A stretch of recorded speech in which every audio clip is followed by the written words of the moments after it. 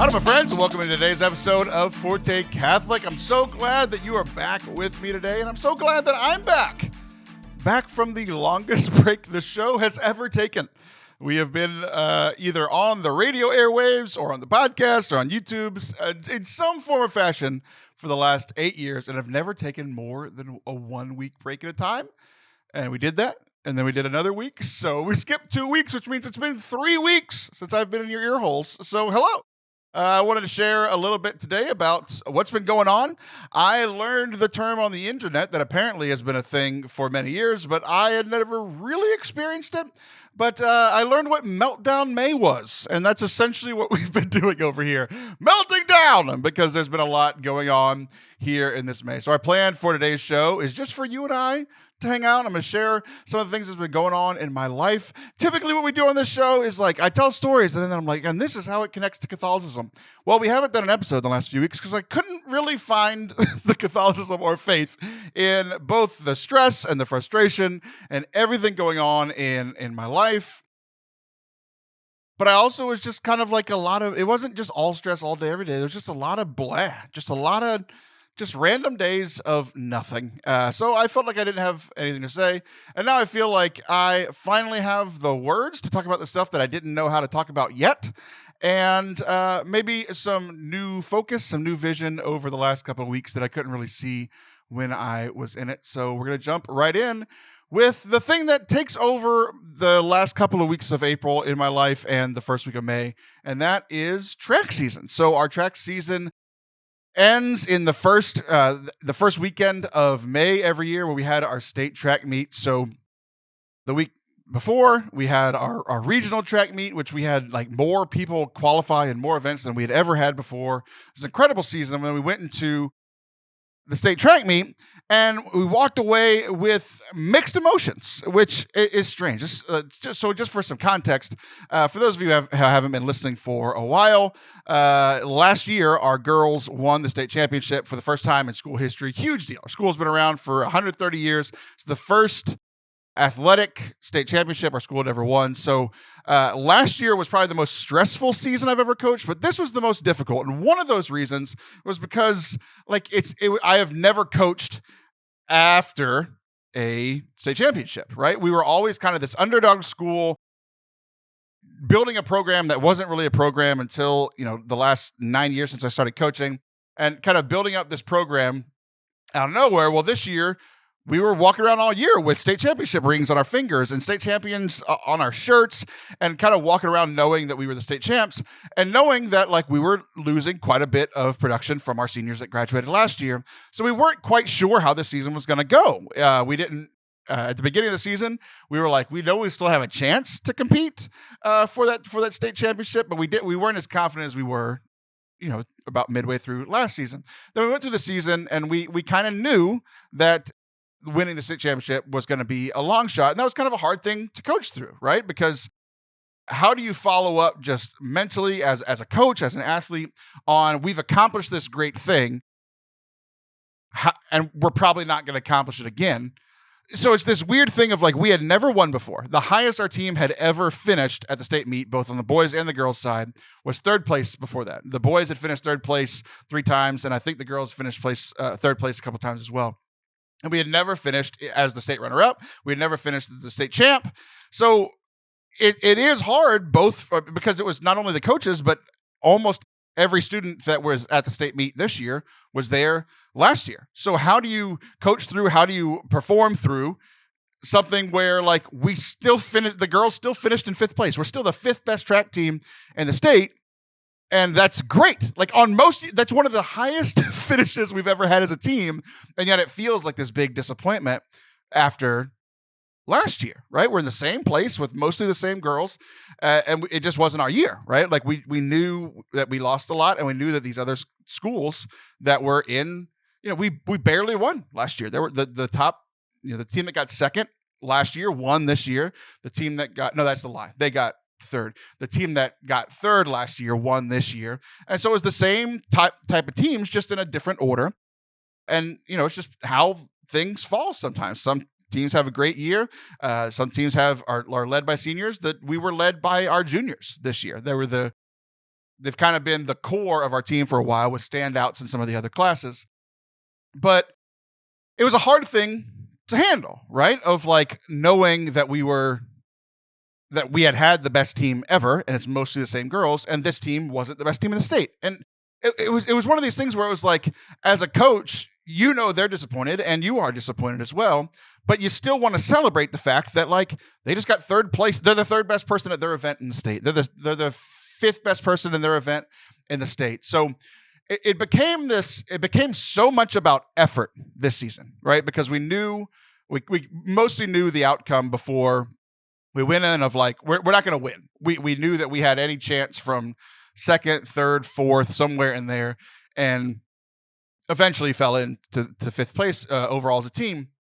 And it was this hard thing of like effort became the main thing that we focused on, because when somebody gets fourth place or eighth place in an event at the state meet, like just qualifying for the state meet is a huge ordeal. But like our standards as coaches, our standards as teams, our standard as individual athletes, our standard like for our program has gotten so high that it's like, we want to make it to state. We want to do well at state. We want to, like, we used to barely be thinking about winning district, and then we won district. The girls won district by 162 points, which, if you know track at all, it's insane. It's like winning by 50 or 60 in a basketball game. It's unreal. Our team combined for more points than the second and third place team combined. Like, we were a dominant team this year, and we were the regional runner-ups. It just didn't happen at state. And so it was this hard going back and forth, literally moment to moment, minute to minute, hour by hour at the state meet across the 2 days of like celebrating the great things that happened, but also like allowing ourselves to be disappointed by the things that were disappointing. And so it's one of those weird things as a track coach. One of the other themes that we noticed is that like in track, it's an individual sport, but we compete together as a team. So like you can get first place in your event and be the state champion, but you also get 10 points for your team towards the team totals, right? So we have cultivated this team focus, this team like camaraderie, and let's do it for each other. Like we tell them every week that like, hey, you're not projected to win. You're actually projected to get 7th place. But if you can fight and get 6th place, that's another point for our team. If you don't fight and you drop to 8th, you just lost your team a point, right? So like it does matter, but it's not like football where if I don't block, my quarterback's getting blown up, right? Or if I don't catch the ball, then the whole team doesn't get a first down. It's this interesting dynamic of like we push teams so hard, and yet it's still an individual sport, right? So like there were multiple decisions made by individuals this year that were individual decisions, which some of them were very difficult to handle. And it's one of those things where it's like ultimately it is, I kind of have to bring myself back to, it is an individual sport, but it is still disappointing as a coach when an individual doesn't perform the best of their ability, right? Like for instance, there's somebody in my mind that got 8th place in their event, and I was so incredibly proud of them because they shouldn't have made it to state, right? But they worked so hard and they overperformed at the regional meet where they qualified for state. And I'm thrilled with this person. She comes off a little bit disappointed, and I'm like, no, like I'm so proud of you that you made here.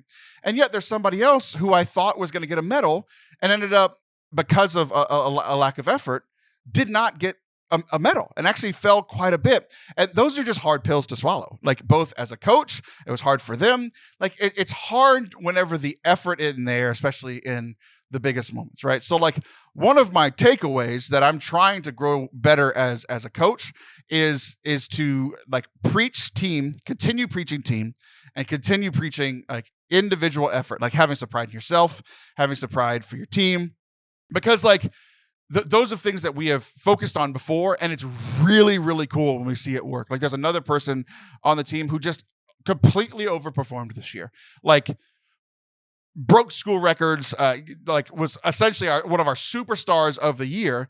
And like they just kind of contributed last year. They were a strong contributor last year, but just took it to a whole new stratosphere this year. And one of the big things is because of their effort, their focus on the team. Even as they surpassed other people, they handled it with grace. Like it was really cool for me. So it's like, it was one of those things that I always knew effort was important to me, because like when I was an athlete, like effort was the thing that pushed me apart. Like I had some natural ability, but I outworked every single person on my team. And that's why I ended up becoming a college athlete. Like I'm a large white kid. I shouldn't have been a white sprinter in college. Right.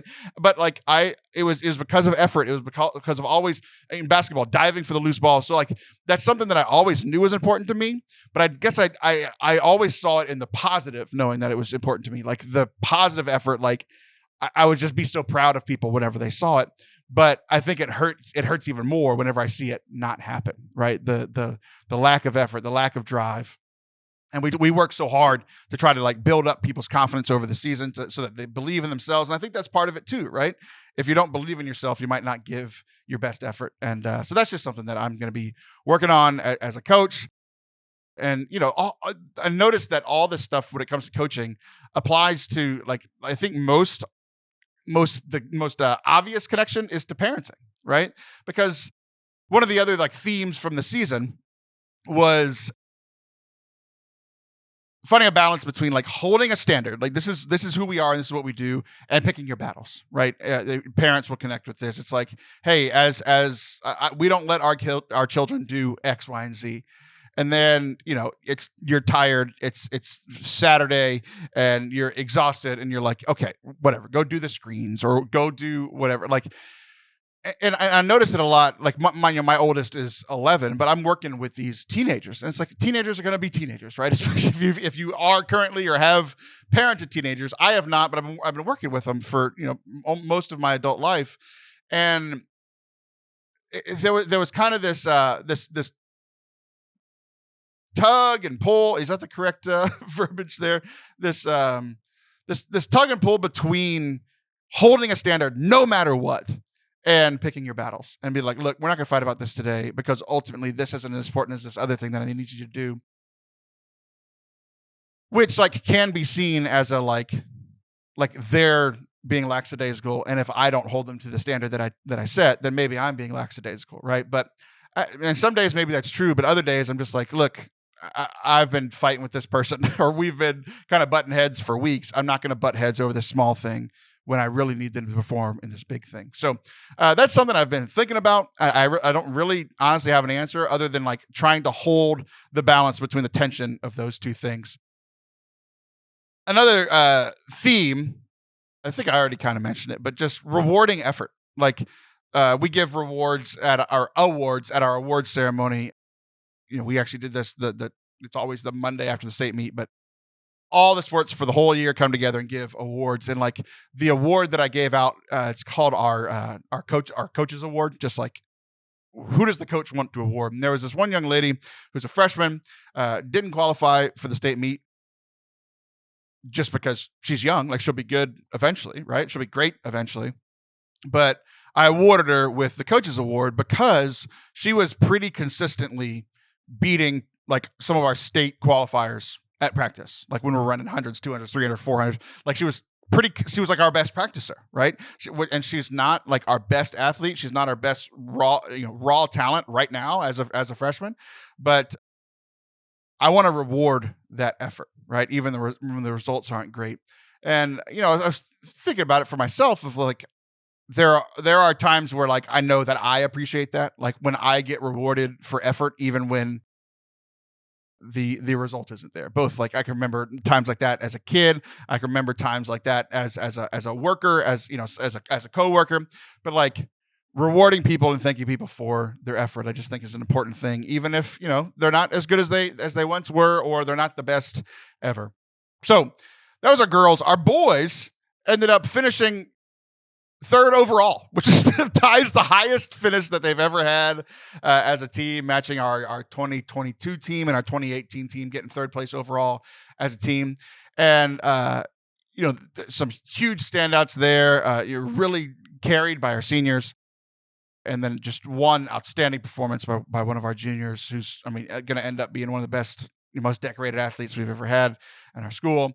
Even then, there were some times where it's just like, things didn't quite go the way I wanted them to, and kind of having that mixed emotions. And like, that's kind of how that kind of sums up how the last couple of weeks have been, of just like mixed emotions about stuff. Like, there's stuff that's going really well. There's also stuff that really isn't. And I think that's a lot of what adulthood is, just like holding those two things in tension consistently. And I've just found myself being pulled towards positivity and negativity just over and over. Like, no matter how I'm focusing on this thing, this perspective of what am I going to focus on? Am I going to focus on the positive, or am I going to focus on the negative? And I've been oscillating back and forth between like being really disappointed in how this season ended. I think a lot of that's just in comparison to last season, but also like sitting back and realizing that like this ties the highest finish overall as a team that we've ever had, if you combine the boys and the girls team. Obviously, last year the girls finished first place. That's the highest we've ever done. That's going to be the most memorable season that to date that we have had. But our boys finished third, our girls finished fifth, and we've done that exact thing in 2022. Boys finished third, girls finished fifth. Every other year that either the boys finished top three, the girls were down, or if the girls finished top three, the boys were down. This was like one of the best overall years in our program that we've ever had.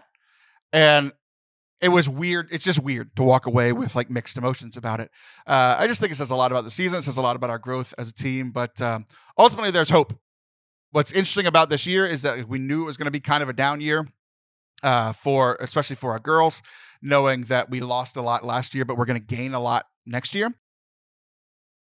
This was supposed to be our down year, and we still had one of the best seasons we've ever had as a program. So I think there's just bigger emotions when something doesn't go as expected, right? When if a girl gets third and she's supposed to get third, we're like, okay, great. If a boy gets seventh and you're supposed to get seventh, okay, great.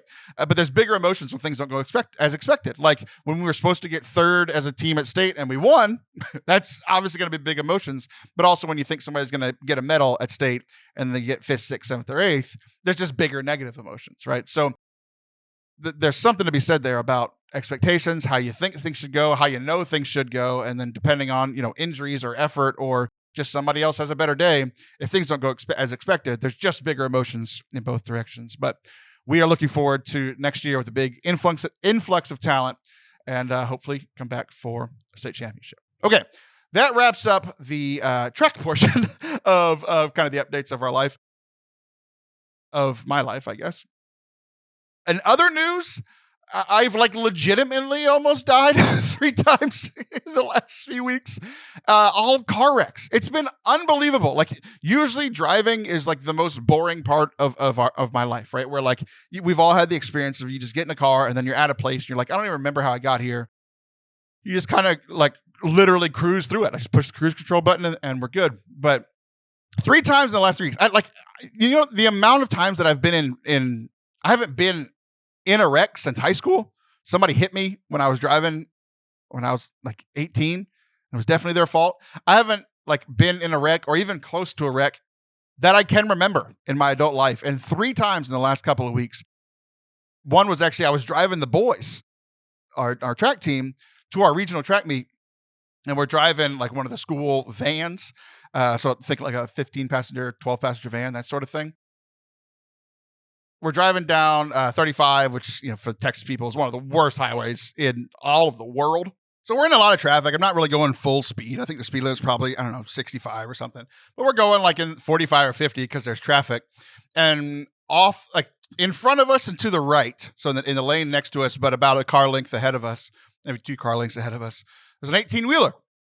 And as he's driving, it was one of those big metal poles. If you've ever seen an 18-wheeler where they like, whenever they park, they wheel down, like kind of roll down these stops that they put in the ground. So it's like a long metal pole. And at the bottom of it is like a flat piece of metal that holds the 18-wheeler in place so that it doesn't roll away or whatever, right? Well, one of those flies off this 18-wheeler. And like it comes, I'm staring forward. And so I immediately see it coming out of the back of this 18-wheeler. It flips up like to where it looks like it's about to come through the windshield. Like I'm about to die, or the coach sitting next to me is about to die. It's about to come through our windshield, right? Thankfully, gravity wins after it kind of flips up a little bit, and it goes under our van. It hits probably, we think, somewhere between the front two tires, and then we hit it again, because we're going fast. It's coming fast.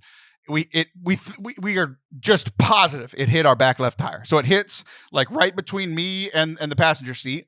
And then it hits again back where the boys are. Some of them were awake. Some of them were asleep. Scared the crap out of them. Scared the crap out of me. I just knew that like it was going to blow out the tire. We're right next to the median. Like just this super scary moment. But we're driving down. No problem. Keep driving forward. We're about 25, 30 minutes away from the hotel that we're going to stay out that night. No problems on the highway. We get there, everything seems fine. The tire's fine. There's nothing leaking. It didn't pop the oil, all the fluids down under the car.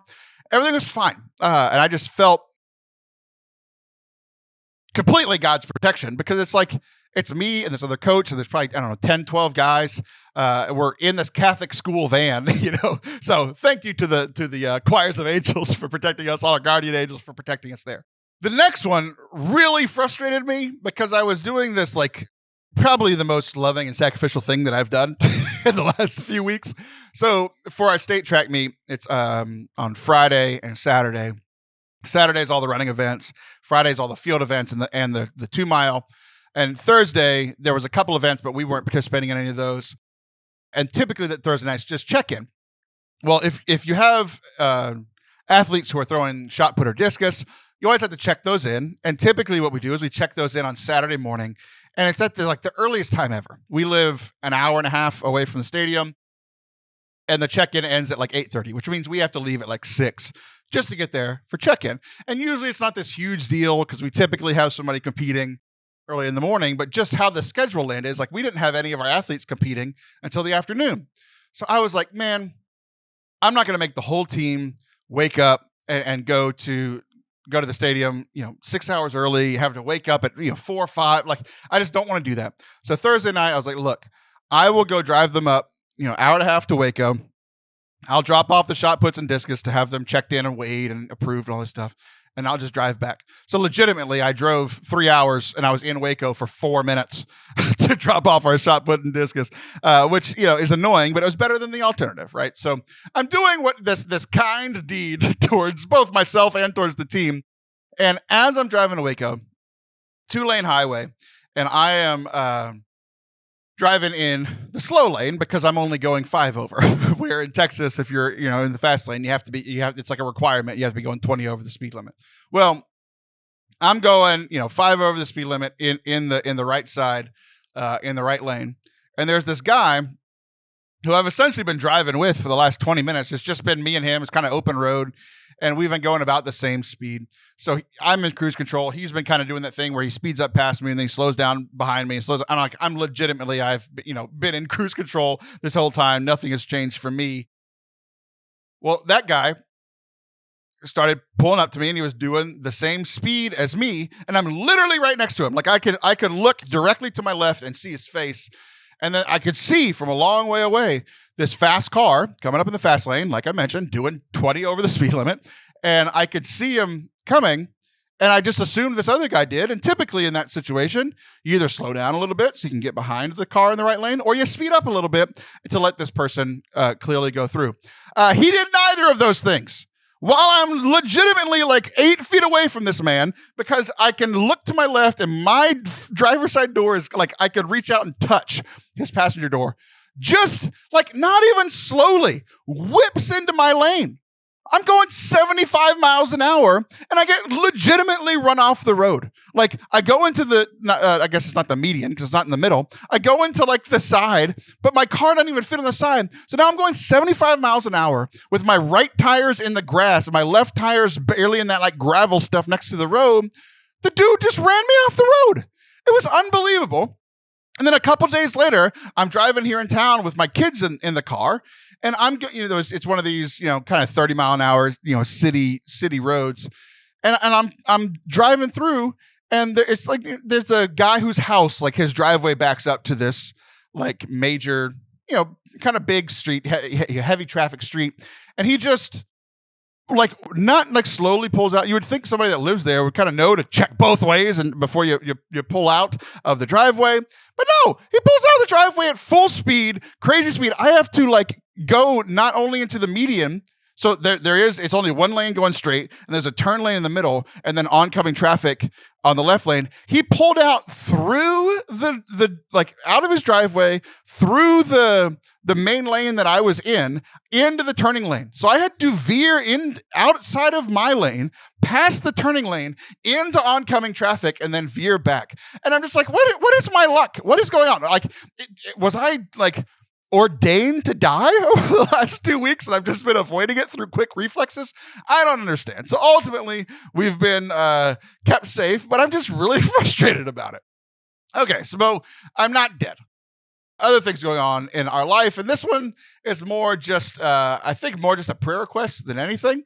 As many of you know, we've been selling our house. So underneath all of like the stress of track season, the stress of everything that's been going on, the busyness of everything that's been going on, all in this Meltdown May is like our house has been on the market for a little over 2 months now.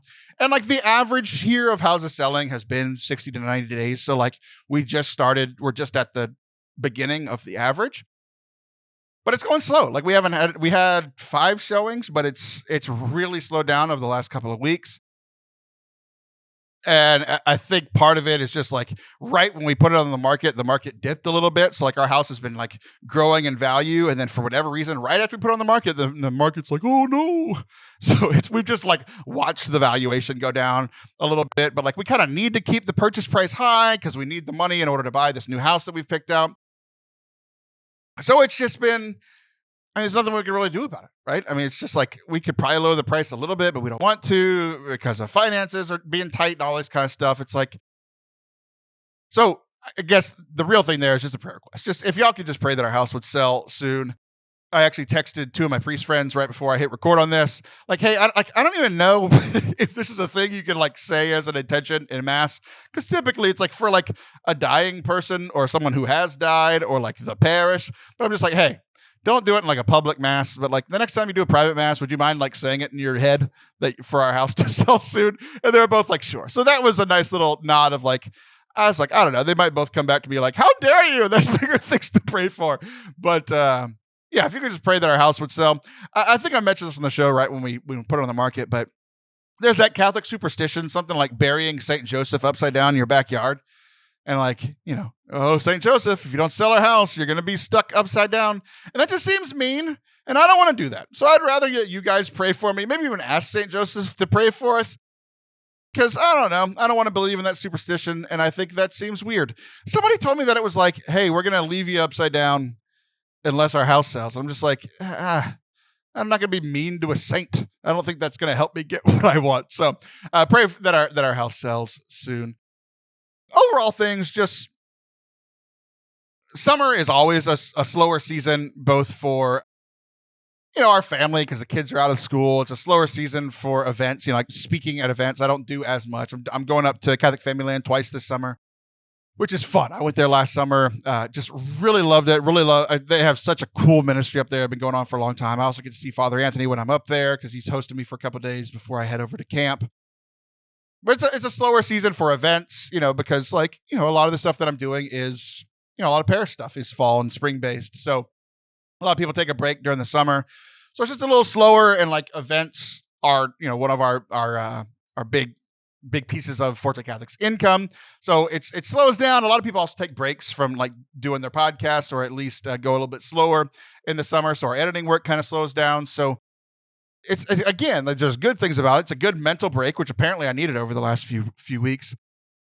But also things get a little tight financially. So one, if you could keep us in your prayers. And then also, if you want to support Forte Catholic, like one of the things that would help us through these like slower seasons, whether it's summer or just if events aren't coming in, or if the editing work, people, you know, if everybody's going at one time, like we're good financially. If everybody takes a break, or a few big people take a break, things get a little tight. So if you want to support the work we're doing here at Forte Catholic, fortecatholic.com/donate.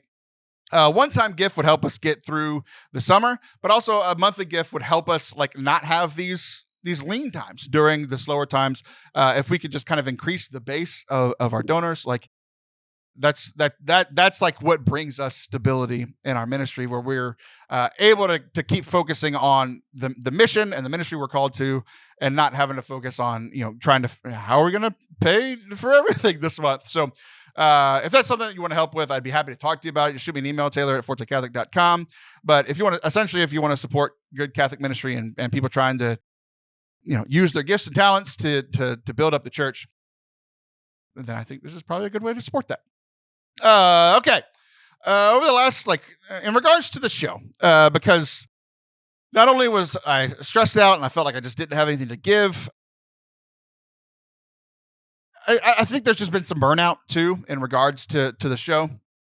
We've been going for 8 years. I told you at the beginning of the show, it's the longest break we've ever taken.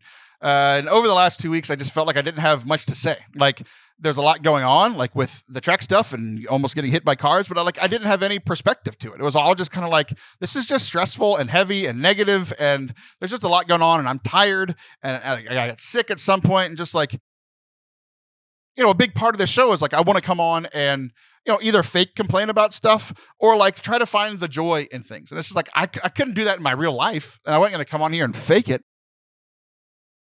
So like, trying to find a faith connection to everything that was going wrong, I just couldn't find it. I couldn't do it.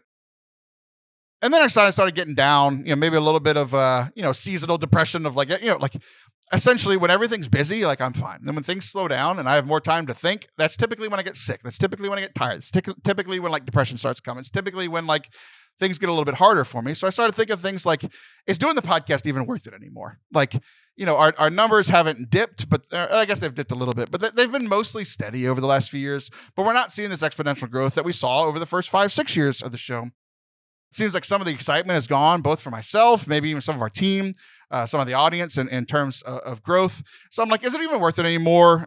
Should I do other things that would directly make more money? Like the money stress came in. It's like the podcast itself doesn't bring in a ton of money. Like, yes, we get money from our donors. Having the podcast helps get stuff like events, but that's all like mostly indirect. And like, do we need a shift? Because money's been tight, and do I need to shift something with the show? Like, so I think at some point I was thinking, it's like, do we just blow it all up? And then I'm like, well, I think I just kind of, there was just a lot of burnout there. And I think I'm still feeling a lot of that, but like, I'm here doing the show. I'm happy to be doing the show. So now I'm just like, should we just change up what we do? Should we go back to guests more often? Because like the commitment from our co-hosts is like, they all do this for free, right? They've committed to this for years. Catherine's been here for over a year now. Anthony's been here for 5 or 6. Allison's been here since day one. So like, do we go back to more guest episodes more often? And I just, interview guests. It's like, that's a skill that I'm good at. I liked doing the interviews, but we shifted away from them for a season. Like, do I need to shift back to that? Do I do more solo shows like today? Do I do shorter shows? Like, do we not have to do the full hour? So there's just a lot of things that I'm like brainstorming right now. And honestly, I could kind of use some of y'all's feedback, because like a lot of you guys listen every week. Like, I see the numbers. I don't know exactly who you are, but there's a consistent base of people who listen to this. Like, what do you want out of this show? Because I think there probably are some changes coming. I think something needs to change. But I don't really know what it is. I'm going to talk to my team. I'm going to talk to, but I'd love to hear from you guys. What do you guys want from the show? How do you think, what would benefit you from the show? Because ultimately we do this for you guys, right? Like, we do this for the people who are going to listen. And what do you guys want? What do you think would help us grow? What do you think would help you grow? All that sort of thing, right?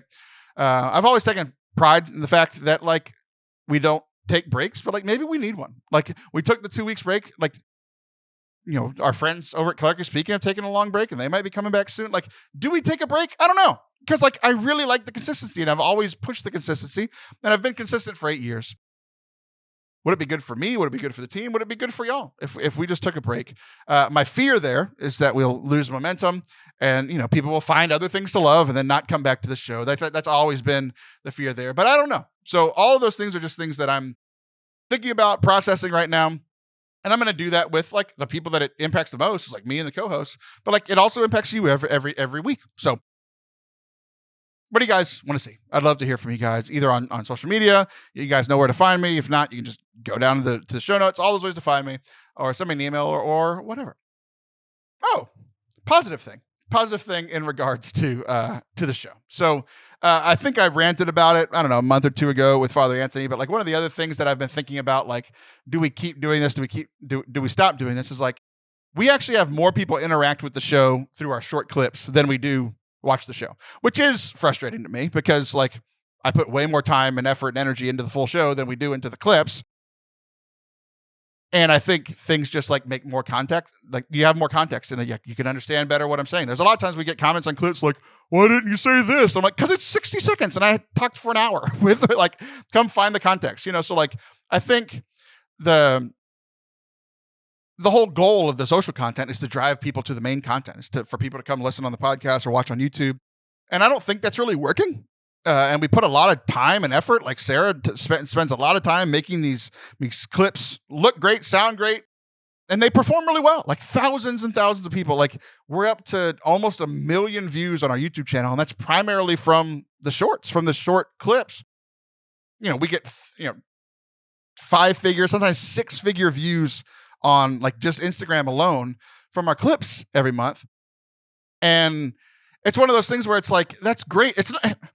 It is working. It's just not what I want to be working. I would rather for the YouTube channel to be popping off, on the main videos and the podcast to be popping off. But there's something to be said about this is how people want to interact with our content. So, and I think this story is emblematic of it. I play poker in a monthly poker league here in town with a bunch of other Catholic people, most Catholic people. And in this time where I've been down and like wondering, is any of this even worth it? And especially being frustrated about the fact that like the thing that I want to grow isn't growing and the thing that I don't really care about is the thing that's doing really well.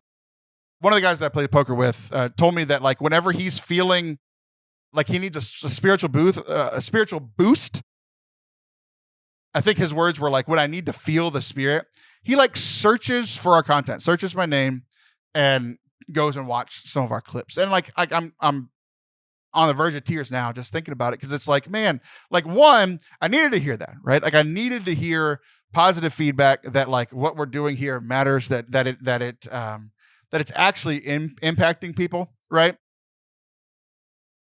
Because like we do the silliness thing, we do the comedy thing, and I love when people laugh at our stuff. Like when people think what we think is funny, like it makes me super happy, right?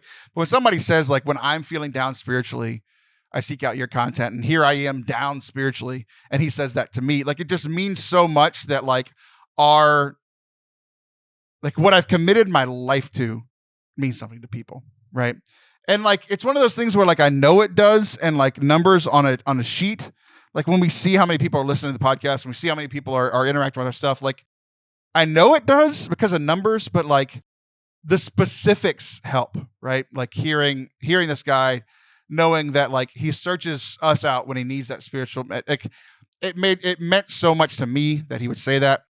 So I just really appreciated that. And it's probably the best thing that's happened to me in the last 3 weeks, because it's like one of those things where it's like exactly what I needed. It wasn't a huge deal, right?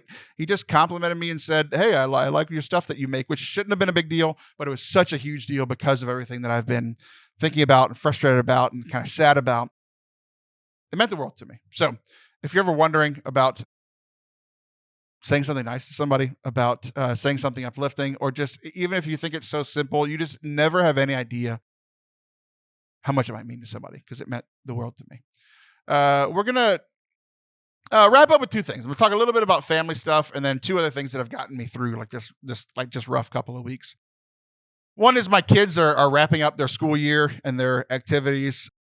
This past weekend, we wrapped up soccer, which was fun because this is the first season we've had where all of our kids were involved, because our oldest has been involved in sports for the longest, just because he's the oldest. He's 11.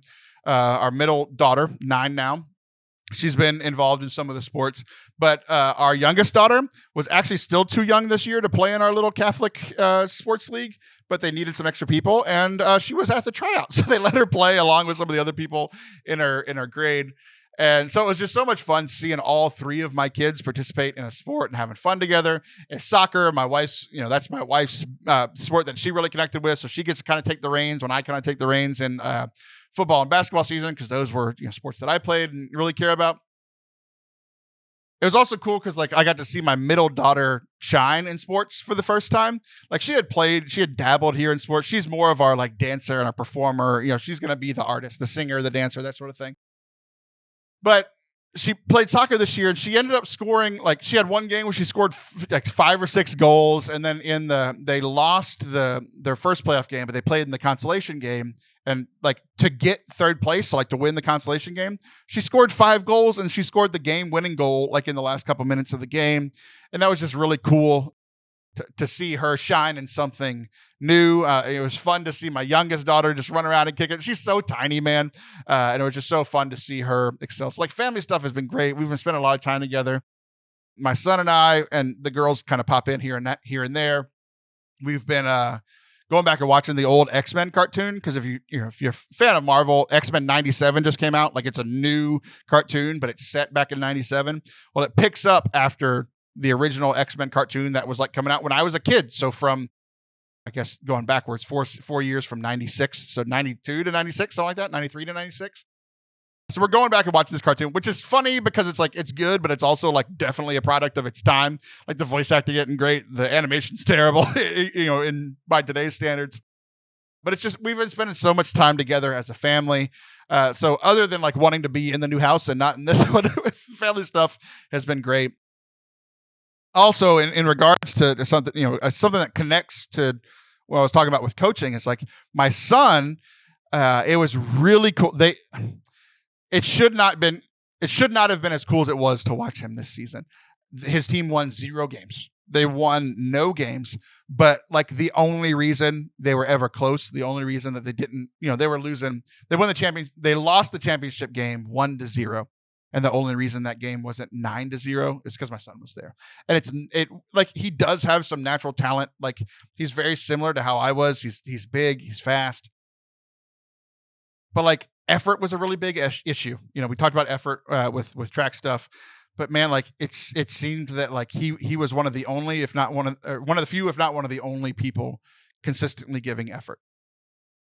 It's hard to watch a team not giving effort. It was frustrating to watch a lot of his season. Just kids that were probably more skilled than my son, but your skills don't matter if you're just going to stand there still, right? So watching my son, there were multiple times in the championship game where he's exhausted because he's making up for his team's lack of effort. He's would kick it on defense, run all the way to like the forward position, be playing up in the forward position. If the team cleared it back to the other side, he was the first one back. I was just so proud of his effort and like dealing with the frustration because like he noticed it.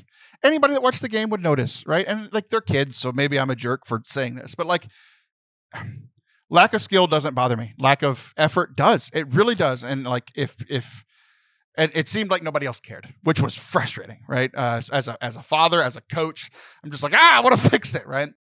But watching my son continue to give maximum effort, even when his other teammates were not, was just really, really cool. And I think that's going to serve him very well in the future. And speaking of the future, he is switching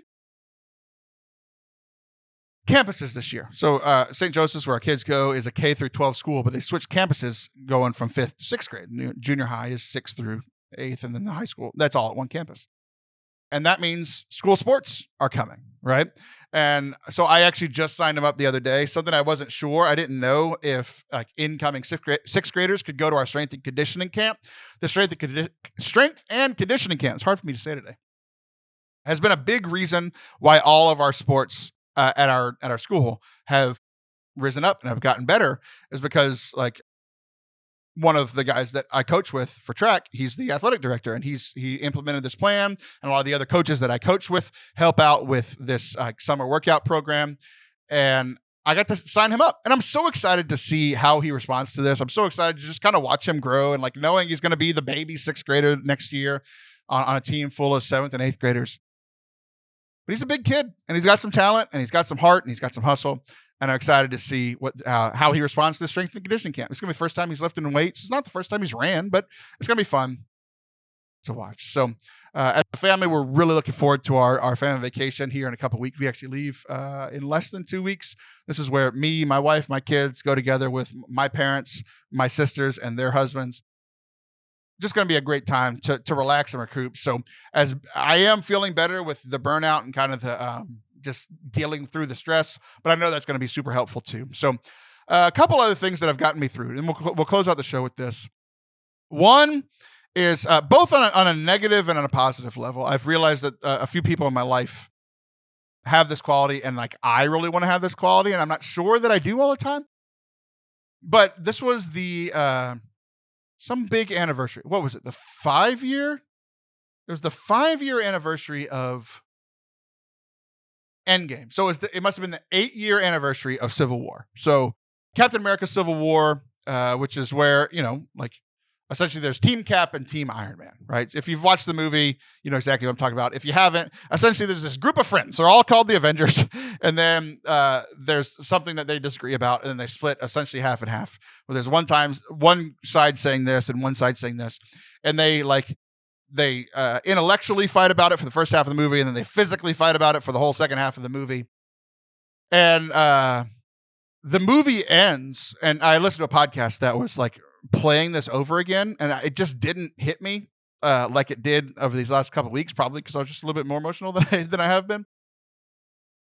But the big fight is between Captain America and Iron Man, and there's kind of a betrayal of trust. There's a frustration there, but Captain America and Iron Man fight. Essentially, they like break up. They're not going to be friends anymore. They're essentially enemies across this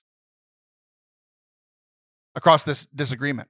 But at the end of the movie is Iron Man reading this letter from Captain America, and the guy who plays Captain America does the voiceover essentially as Iron Man's reading this. And essentially he says, if you ever need me, I'll be there. Like that's how he's ending this letter. And I literally cried listening to this podcast because I'm like, I feel like a lot of people in my life, just some recently, but also over just like the course of my 34 years here on this earth. It's just like, hey, I'll be there for you when things are good or when it's easy or convenient for me. But man, like there's only a handful of people that I think I'm that person for. And I think there's only a handful of people that are that for me. Right. And I think there's also been some people that I thought were that person for me and just ended up not being. Right. When things get difficult, or we start fighting, or when things get difficult for them, it's like, I thought I could count on you and I really can't. And that's just like a hard pill to swallow, but it's just like that doesn't mean that those relationships are over. It doesn't mean that it can never be that way. But I teared up listening to this. It happened again in the Bad Batch finale, which is a Star Wars property. I'm just like, hey, I'm done with this fight, but if you ever need me, I'll be there because I love you. I care about you. And even though we fight, you're still my person. Like you're still somebody that I love, and I can put aside the frustration, the bad things that have happened because I love you more than that. Right. And I think having some hurt on the receiving end of that made me realize that I haven't perfectly been that person either. Right. Like I haven't always been that person, but I want to be that person. The person like Captain America saying, like, even though we fought, even though there was a broken trust, even though there were some words said, in their case, punches thrown and a huge fight, like if you need me, I'll be there. And that's what I want. Like, obviously connection, like we have that in God, when we often don't think that we do, right? We often think that like, oh, if we had a fight, meaning I messed up, he doesn't want me. But it's like, he is saying that if you need me, I'll be there. When you need me, I'll be here. Even if you walked away, I'll be here. Right. Last person I want to thank is the person currently editing this, Sarah.